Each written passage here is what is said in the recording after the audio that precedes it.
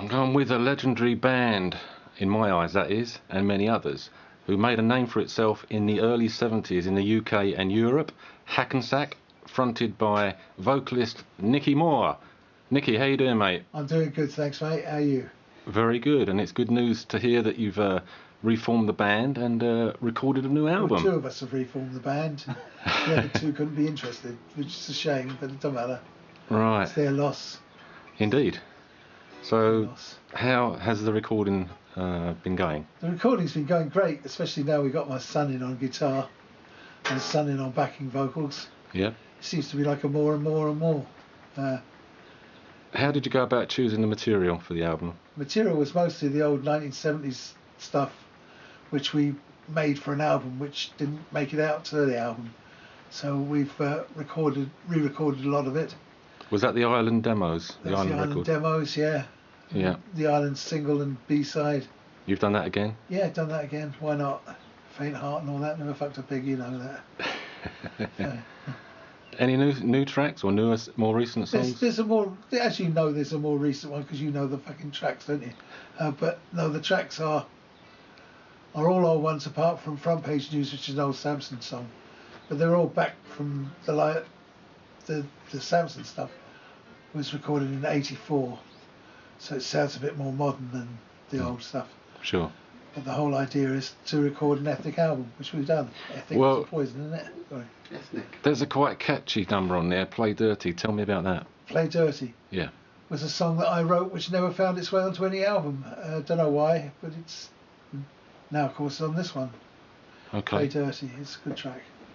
And we can see the promotional flyer there. Yeah. If we do a little close-up on that. There we have the promotional flyer for Hackensack, the Final Shunt.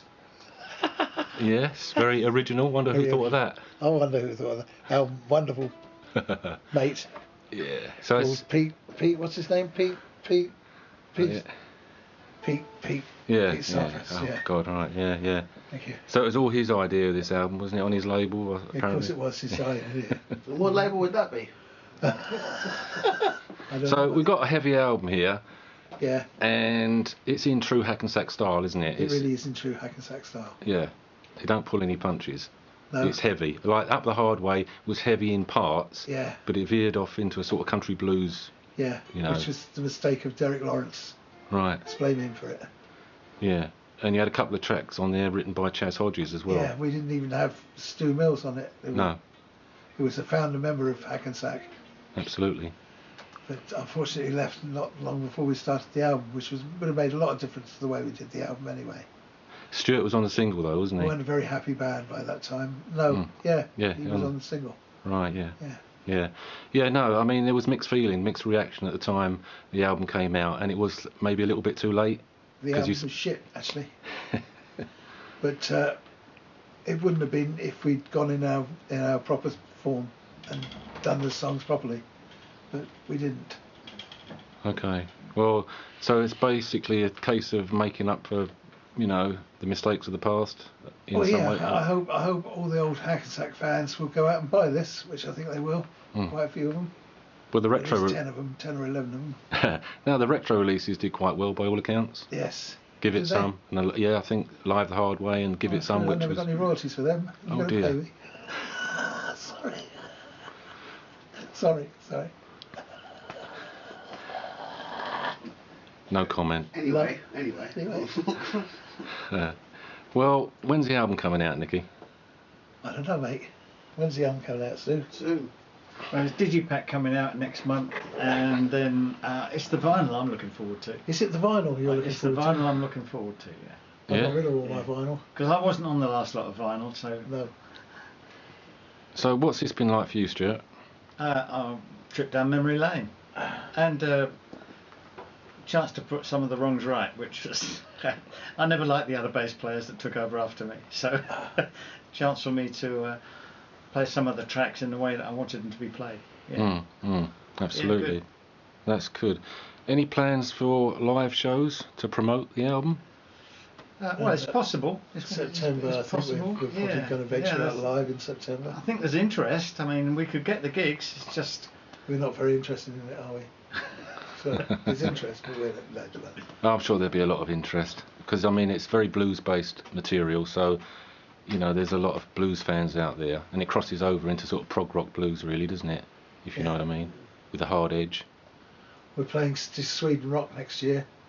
Really? Which will be good fun to do. That's a big event. Big event. I've played it many times before, but in my own right. But going back there with Hackensack because a lot of the stuff is from 60s and 70s that they put on over there. That'll be really interesting. Yeah. We'll look forward to that. Well, let's cross over to your eldest son, Timmy. No, middle son. Well, no, it's second youngest actually. Well, I was close. Well, you're still nearly 40, son. Don't worry. Oh, but he's 39. But he's done a brilliant job on the album. So, He's and it must have been. You had Tim. Yeah. Just here to cheer you up, son. Yeah. It was a lot of fun. It was a lot of fun making it. A chance to tick something off the bucket list that I wanted to, and also playing an album with my dad. Yeah. So that was good. I playing with like a classic rock and also band. Ed Collins, who's arguably the best drummer that we play with. Ed's very Definitely good. the best drummer in this band. Yeah. And you got a really good drum sound on this album as well. Yes. With young John, who's I think really gave Ed arguably the best drum sound I've heard him with, and I know Ed was more than happy with it as well. So that's good. Yeah. But it's a lot of fun to play these tracks, and it's much more in the vein. The Blues Corporation was a very good band to play in, but I always wanted to go back to the three-piece 70s classic rock. That's what I do with my trio, and it's a lot of fun to do. Put his trio in there. Well, I remember asking you about 10 years ago and saying, you know, why can't we do something, you know? And the band was so popular, the Blues Corporation was so popular at the time that it didn't really enter the mainframe, but having done it, I'm very pleased that we did it. And when did you first play with the Blues Corporation? It was before 2000, wasn't it, Dad? Yeah. Because it was just before Tommy Allen, great guitarist, left, and then I took the reins, and the rest from there, History. We got Danny Carlin as well, and it's a very good band. Very good band. It's just history. This is altogether a much more heavy approach, isn't it? Much more the kind of guitar that I like to play. Yeah. But all part of the learning curve, and very good to play some of these tracks and to come in and hear them, and it's been great. So you must be looking forward to going out and delivering these songs on stage. Absolutely. I'm sure they go down, from what I've heard, they should go down a storm. Exactly. Maybe we can make tens of pounds. Tens of pounds, that much? Yeah. Not guineas, pounds. Tens of pence. Guineas. Yeah. That's great. No, I've enjoyed it a lot. Cool. Well, I'm sure the people out there will be looking forward to the product. Hope so. And yeah, I'd just like to pay tribute to Ed as well. Because, it wasn't easy playing with Mr. Fox for one reason or another. I mean, he was a brilliant drummer, but we never locked in. But with Ed, he made everything easy. Brilliant. Good Love drummer. playing with him. Good drummer. Great drummer. yeah. I'd like to say sorry for Ed. Where's that £10 you owe me, Ed? Count, didn't you? It's nearly £20 now. Come on, give me the money. Okay. Well, Nicky Moore, Stu Mills and Timmy Moore, thank you for your time. And we hope to hear from you maybe in the autumn time. Is that it? September. Yeah. Hang on. We'll go back to the hotel with 2 birds each now. All of that, yeah. Yeah, like we always did. Well, at least you haven't got a broken down transit van this time, have you? No. Oh, before we go, just tell us about Wheelie. That's a legendary festival that you opened. The opening act. I opened it very drunk with my band, Hackensack, the Hackensacks at the time. Yeah. And it was jolly good time. We opened up in front of 1.25 million people. Yeah. It's about 1.25 million, wasn't it? I don't know, we're asking me. No, it was a lot. It's a sperm, baby. How much was it, Stu? Well, I reckon it was 250,000, but there's still a lot of people. Yeah, you've added VAT on them. There you go, with VAT and... And they only had 3 toilets there, didn't they? It was a great festival, though.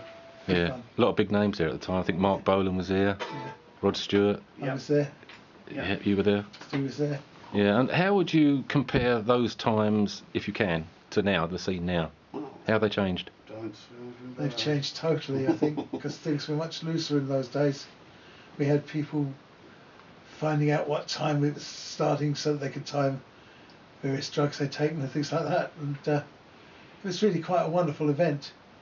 And it went on for 24 hours at a time, didn't it? It didn't stop. It went on all night. Things like that. 24/7, yeah. And It's it really good. could be heard about 25 miles away as well, Well, apparently. 9 miles, yeah. 9 miles. Here with your million and a quarter I heard again. it. Yeah, 1.25 million people. Yeah. They had complaints from Clacton, which was 9 miles away, so Was it Clacton? we had to turn it down, yeah. Tories. So it's true, you were one of the heaviest bands on the circuit then, really, weren't were you? the heaviest And I band did at see the you, time. so I know, I can verify that, because my ears were ringing for about 2 weeks Well, afterwards. you say we were loud. Loudish, Yeah, with 100 watt amps, yeah, really. but everybody was loud then, weren't they? Old-fashioned 100-watt amps, which That's meant it. 100 watts, not 25 bloody watts. And Yeah. Yeah, no Mickey Mouse stuff. Great. All right, guys, well, thanks very much. Thank you. Hang on. Take it easy. Rock on.